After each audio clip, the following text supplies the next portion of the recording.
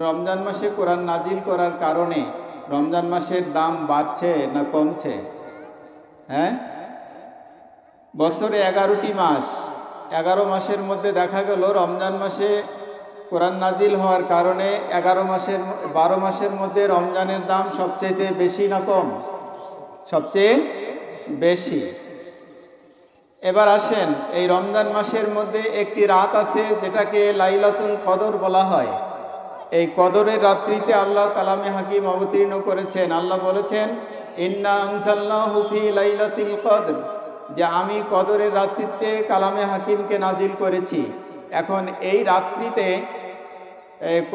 কোরআনে কারিম অবতীর্ণ করার কারণে এই রাতের মর্যাদা সব রাতের চেয়ে বেশি হয়েছে না কম হয়েছে? সব রাতের চেয়ে বেশি হয়েছে। এরপরে আরেকটু আমরা আগাই, যে আল্লাহ রব্বুল আলামিন যেই ফেরেশতার মাধ্যমে এই কোরআনুল কারিম পৃথিবীতে পাঠালেন, অসংখ্য ফেরেশতার মধ্যে হযরতে জিবরিল আলাইহিস সালামের দাম কমছে না বাড়ছে? সব ফেরেশতাদের মধ্যে জিবরিলের দাম সবচেয়ে বেশি। কি কারণে? কালামে হাকিম দুনিয়াতে আল্লাহর হুকুমে নিয়ে আসার কারণে। এখন আসেন, যেই কালামে হাকিমকে আল্লাহ এই রমজান মাসে লাইলাতুল কদরে জিবরিলের মাধ্যমে পাঠালেন কার কাছে? মুহাম্মদ সাল্লাল্লাহু আলাইহি ওয়াসাল্লামের কাছে। মুহাম্মদ সাল্লাল্লাহু আলাইহি ওয়াসাল্লামের কাছে কোরআন নাজিল হওয়ার কারণে মুহাম্মদ সাল্লাল্লাহু আলাইহি ওয়াসাল্লামের দাম সব নবীর চেয়ে কম না বেশি? সব নবীর চেয়ে অনেক বেশি। তাহলে সব নবীর শ্রেষ্ঠ নবী কোন নবী? আমাদের নবী মুহাম্মদ সাল্লাল্লাহু আলাইহি ওয়াসাল্লাম। কি নাজিল হওয়ার কারণে? কোরআন নাজিল হওয়ার কারণে। জিবরিল আলাইহিস সালাম সব ফেরেশতার মধ্যে শ্রেষ্ঠ ফেরেশতা এই জন্য হলেন কোরআন নিয়ে আসার কারণে। রমজান মাসের মধ্যে কোরআন নাজিল হওয়ার কারণে বাকি 11 মাসের মধ্যে শ্রেষ্ঠ মাস কোন মাস হয়েছে? রমজান মাস। এরপরে 365টা রাতের মধ্যে একটা রাত শ্রেষ্ঠত্ব লাভ করেছে লাইলাতুল কদরের রাত কোরআন নাজিল হওয়ার কারণে। তাহলে কোরআন নাজিল হওয়ার কারণে এত সব কিছুর মর্যাদা শ্রেষ্ঠত্ব যদি বৃদ্ধি পায়, তাহলে আমরা যারা আল্লাহর বান্দা বান্দি আছি এই দুনিয়ায়, আমরা যদি কোরআনের হুকুমকে মেনে চলি, তাহলে আমাদের দাম বাড়বে না কমবে? একটু আওয়াজ দেন, আমাদের দাম বাড়বে না কমবে? আর যদি আমরা কোরআনুল কারিমের বিরোধিতা করি, যে এটা যেন জমিনে এস্টাবলিশ না হয়, এই বিরোধিতা যদি আমরা করি, তাহলে দাম বাড়বে না কমবে? দাম কি আরো কমে যাবে? কারণ আল্লাহর এই কালাম এত দামি, এই দামি কালামের সঙ্গে যদি আমাদের সম্পর্ক ভালো থাকে, আমরা যদি এটাকে অনুশীলন করি, মেনে চলি, তাহলে দাম বাড়ায় দিবেন কে? আমাদের আল্লাহ আমাদের দাম বাড়ায় দিবেন। এবার আসেন, শেষে আর একটা কথা বলি আমি। তাহলে যেই ভূখণ্ডের মধ্যে এই কোরআনের বিধান চলবে, যে ভূখণ্ডে এই কোরআনের বিধান চলবে, যে ভূখণ্ডের মানুষ এই কোরআনের বিধান অনুযায়ী নিজের জীবন চালাবে, পরিবার চালাবে, সমাজ চালাবে, রাষ্ট্র চালাবে, সেক্রেটারিয়েট চলবে, সংসদ ভবন চলবে, সেই ভূখণ্ডটা 228টা দেশের মধ্যে সবচাইতে শ্রেষ্ঠ দেশ হবে না নিম্নমানের দেশ হবে? কোনটা?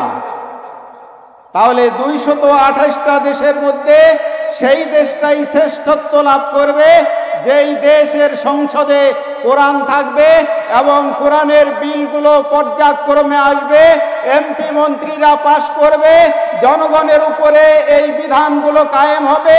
তাহলে ওই দেশটা হবে পৃথিবীর জমিনে যত দেশ আছে সেই দেশের মধ্যে শ্রেষ্ঠ দেশ। কথা ঠিক না বেঠিক? তাহলে কোরআনের বিধান মদিনায় কায়েম হওয়ার পর মদিনা শ্রেষ্ঠ হয়েছে না নিম্ন দিকে চলে গেছে? শ্রেষ্ঠ হয়েছে। তাহলে আমরা বুঝতে পারি, আমরা বুঝি যে কোরআন যেখানে থাকবে সেই জায়গাটা শ্রেষ্ঠ জায়গা হবে। অতএব কোরআন যদি আমাদের মধ্যে আছে, তাহলে আমরা রাজি আছি তো? কোরআনের বিধান মানার জন্য আমরা রাজি আছি। রমজান মাসে কোরআন নাজিল হয়েছে, আমরা রমজান মাসে কথা বললাম যে আমরা কোরআনের বিধান মেনে চলবো। খুশি হবেন কে? এই সময়ে যদি আমাদের এই কথার মানে আমাদের এই স্বীকৃতি আল্লাহ শ্রবণ করে তিনি যদি দয়া করেন আমাদের জীবনের গুনাহ মাফ করে দিতে পারবেন না? হাদিসের মধ্যে আসছে ইফতারের পূর্ব মুহূর্তে, প্রত্যেক দিন এই রমজান মাসে ইফতারের পূর্ব মুহূর্তে আল্লাহ রাব্বুল আলামিন তার লক্ষ লক্ষ এইরকম বান্দা বান্দীদেরকে মাফ করে দেন যাদের জন্য জাহান্নাম ওয়াজিব ছিল। কি ছিল? জাহান্নাম ওয়াজিব ছিল। জাহান্নাম ওয়াজিব ছিল এমন বান্দা বান্দী লাখ লাখ, শুধুমাত্র আল্লাহকে রাজি খুশি করার জন্য যারা সিয়াম সাধনা করে এমন বান্দা বান্দীদেরকে আল্লাহ লাখ লাখ বান্দা বান্দীদেরকে ইফতারের পূর্ব মুহূর্তে মাফ করে দেন। এখন আমাদেরকে চিন্তা করতে হবে আল্লাহ যে এই লক্ষ লক্ষ বান্দা বান্দীকে ইফতারের সময় মাফ করে দেন, ওই তালিকার মধ্যে আল্লাহর ওই জরিপের মধ্যে আমরা আছি না নাই? কথা বোঝা গেছে তো? আল্লাহর ওই জরিপের মধ্যে, আল্লাহর ওই তালিকার মধ্যে আমরা আছি না নাই? প্রত্যেক দিনের তালিকায়, আর না আমরা বাদ পড়ে গেছি? কথা বোঝা গেছে? তা এই জন্য আমাদেরকে রোজা রাখতে হবে সেভাবে, মান কামা রমজানা ঈমানান ওয়া ইহতিসাবা গুফিরা লাহু মা তাকাদ্দামা মিন জামবি। যারা ঈমান এবং ইহতিসাবের সঙ্গে আল্লাহর সন্তুষ্টি লাভের আশায় কি করে? রমজান মাসে দিনে রোজা রাখে, রাতে কিয়ামুন নাহার, রাতে সালাত আদায় করে। আল্লাহ রাব্বুল আলামিন বলে, আল্লাহর নবী বলেছেন যে ওই বান্দার জীবনের গুনাহ খাতা আল্লাহ কি করেন? মাফ করে দেন। তাহলে আমরা সিয়াম সাধনা করেছি, নামাজ কি আমাদের নিয়মিত আছে? হ্যাঁ, নামাজ পড়তে গেলে এক একজনের দেখবেন এক এক ফতুয়া। কেউ বলতেছে 4 রাকাত পড়লেই হয়ে যাবে, কেউ বলতেছে 12 রাকাত পড়লে হবে, কেউ বলতেছে 8 রাকাত পড়লে হবে, কেউ বলতেছে না 16 রাকাত পড়া লাগবে, কেউ বলতেছে না 20 রাকাত পড়া। ওটা ইমামের কাজ। কার কাজ? ইমামের কাজ। কারণ ইমাম তো আর 20 রাকাত ছাড়ি পালাইতে পারবে না, না হলে মাইর আছে। তুই ইমাম মানুষ, তুই কেন কম করিব? তাই না? আমরা মুক্তাদি, আমরা যা করি করি, ইমামটা ঠিক থাক, তাই না? কাজে ইমাম 20 রাকাত পড়বে আর বাদ বাকিগুলা এই মানে এমন করে চালাই দিবে। আচ্ছা বলুন তো, যারা এই 8, 4, 12, 16 এই ফতুয়া ধরি দৌড়াদৌড়ি করে, এরা কি আসলে কোনো ফতুয়া জানে? বলেন, কোনো ফতুয়া জানে? যিনি এই পৃথিবীর যিনি শ্রেষ্ঠ মুফতি এবং শ্রেষ্ঠ রাজনীতিবিদ, শ্রেষ্ঠ রাষ্ট্রনায়ক হযরতে ওমর ফারুক রাদিয়াল্লাহু তাআলা আনহু, কি নাম? নাম শুনেছেন? যার নাম শুনলে ওই সময়ে ছোট ছোট বাচ্চাগুলো যারা কাজিয়া করত, মানে ঘুমাইতে চাইতো না, বাপ মা যদি বলে ওমর আসতেছে, সঙ্গে চোখ বন্ধ করে। Our constitution, we are the tiger nation, we are the Muslim ummah. আমরা কি? সিংহের জাত, বাঘের জাত, আমরা বীরের জাত, আমরা মুসলমান। সেই শ্রেষ্ঠ বীর হযরতে ওমর ফারুক রাদিয়াল্লাহু তাআলা আনহু তার খেলাফত আমলে সাহাবায়ে কেরামদেরকে একত্র করলেন, ডাকলেন, সবাই আসলো। মসজিদুন নববীতে বিক্ষিপ্ত অবস্থায় নামাজ হচ্ছে। কেউ 4 রাকাত পড়ে দৌড়ায়, কেউ 8 রাকাত পড়ে দৌড়ায়, কেউ 12 রাকাত পড়ে দৌড়ায়, কেউ রুকুতে, কেউ সিজদাতে। এই অবস্থা যখন চলছে মসজিদুন নববীতে, দেখতেও খারাপ দেখা যায়। হযরত ওমর ফারুক সাহাবায়ে কেরামদের সঙ্গে পরামর্শ করলেন, এভাবে নামাজের অবস্থা যে দৃশ্যপট, এটা চেঞ্জ করা দরকার।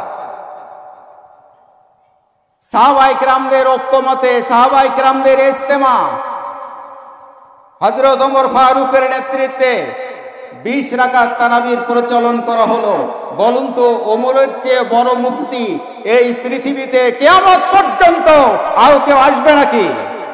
আরো কোনো দলিলের দরকার আছে? 12 রাকাতে, 8 রাকাতের দরকার আছে, 16 রাকাতের দরকার আছে? একটাই দলিল, যে সাহাবায়ে কেরামদের ইজমা।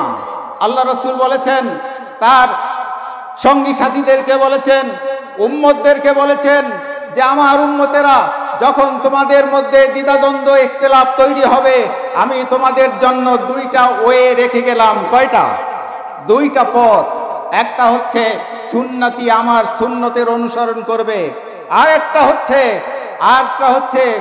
যে আরেকটা হলো খোলাফাইল মাহদি, আমার খলিফা, আমার প্রতিনিধি যারা সাহাবায়ে কেরাম, যারা হেদায়েত প্রাপ্ত, তাদের পথ মত অনুসরণ করবে। এই দ্বিতীয় ওয়ে দ্বারা আল্লাহ রাসূল সাহাবায়ে কেরামদেরকে বুঝিয়েছেন। বলি সুবহানাল্লাহ। তাহলে সাহাবায়ে কেরামরা যেখানে 20 রাকাতে রাজি, সেখানে আমরা উম্মতেরা কি 4 রাকাতে রাজি? কি 4 রাকাতে রাজি? মসজিদগুলোতে দেখবেন যে যখন তারাবির জামাত শুরু হয়ে যায়, তখন আপ অ্যান্ড ডাউনের মানে ইন করা আর প্রস্থান করা, বাইর হয়ে যাওয়া, এটার একটা প্রতিযোগিতা শুরু হয়ে যায়। কেউ বের হয়, আবার ইশারা করে দেয় ওই ফাঁকা জায়গায় যা, না হলে শয়তান ঢুকিবে। আরে গর্ধব, তুমি জানো না রমজান মাস যখন শুরু হয়, শুরু হওয়ার সঙ্গে সঙ্গে রমজানের মানে যখন সূর্য ডুবে যাচ্ছে প্রায়, এই সময়ে আল্লাহ রাব্বুল আলামিন তার ফেরেশতাদেরকে দিয়ে ইবলিসকে অ্যারেস্ট করে মহাসমুদ্রের, মহাসাগরের অতল তলে তাকে নিক্ষিপ্ত অবস্থায় রাখা হয়। তাকে লড়তে দেওয়া হয় না, জিঞ্জির দিয়ে, শিকল দিয়ে তাকে পেঁচিয়ে তাকে অ্যারেস্ট করে সাগরে ডুবিয়ে রাখা হয়। শয়তান ঢুকবে কাতারে? বলেন তো, কয় ইশারা দেখো শয়তান ঢুকবে, আয় না আয়, তার মানে এই চলে যাবে। বুঝতে হবে একটা চলমান জামাতে যারা এরকমের একটা অবস্থা তৈরি করে দেয়, বুঝতে হবে এই লোকটা শয়তানের প্রতিনিধিত্ব করে। কথা ঠিক না বেঠে? সামনের কাতারে খুব মর্যাদা, এই জন্য সামনের কাতারে যায়। 8 রাকাত হয়ে গেল, কুস্তি মারি চলে যায়, বড় তারাবির মুসল্লি, তাই না? আচ্ছা বলুন তো, হযরত ওমর যে সিদ্ধান্ত দিয়েছেন, এই সিদ্ধান্ত মানতে আপনারা কি কে নারাজ আছেন? হাত তুলে দেখেন দেখি, যে আমি এই সিদ্ধান্ত মানতে চাই না। কি আছেন কেউ? হযরত ওমরের চেয়ে বড় মুফতি কেউ আছে? বলেন তো, এই পৃথিবীতে বড় মুফতি আছে? হযরত ওমর এমন একজন মানুষ, একজন মুসলমান, একজন ইহুদি বিচার দিছে, ঝগড়া লাগছে, বিচার দিছে রাসূলকে। রাসূল বিচার করে রায় দিছে ইহুদি দেখে, ইহুদিকে রায় দিছে। এখন দুইজনে আসতেছে, ইহুদি রায় পায়া গুলগুলা, হ্যাঁ, যে আমি খুশি, মুসলমান হয়ে আমি ইহুদি আমাকে আমার পক্ষে রায় দিল, আর মুসলমানকে আঙ্গুল দেখাইলো, ও এই মনটা ভাবতেছে। আর মুসলমানও ভাবতেছে, আরে এই বিচারটা কেমন হলো। ওমরের বাড়ি গিয়ে বলতেছে, জনাব আপনি আমার এই বিষয়টা একটু দেখেন তো, যে কি, যে রাসূলের কাছে বিচার দিলাম, রাসূল তো ইহুদির পক্ষে রায় দিল, আমার পক্ষে দেয় নাই, তো বিষয়টা একটু দেখবেন। কে তোমার কি হয়েছে? ওমর বলতেছে, কি হয়েছে? যে একটু যাচাই করে দেখতেন যদি।